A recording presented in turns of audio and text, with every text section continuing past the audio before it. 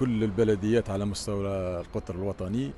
بلدية واد العنب تشارك اليوم في دورة فعاليات سباق العدو الريفي، وهذا بمشاركة الفاعلين،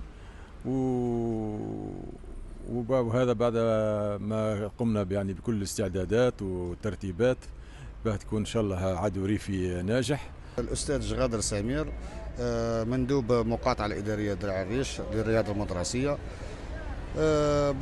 في إطار تنسيق المتبادل ما بين الجامعات المحلية والرياضة المدرسية ومديرية الشباب والرياضة بولاية عنابة، نظمنا العدو الريفي كما جرت العادة كل سنة.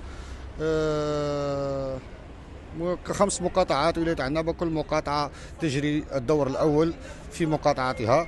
كل بلدية تقف على تجهيز ومن مضمار وأجهزة للمتطلبات للتلاميذ والعدائين اللي راح يقوموا بعملية الجري. احنا رانا واقفين هنا وبإذن الله راح نشوفوا اليوم راح نشوفوا مع الدور الأول. مدام بوسوف سونيا أمال، رئيس مصلحة رياضة المقاطعة درع الريش. اليوم احنا جينا هنا باش نكملوا لوبيراسيون اللي بدات من قبل. La même opération en train de se dérouler في الكور في ساحة الثورة.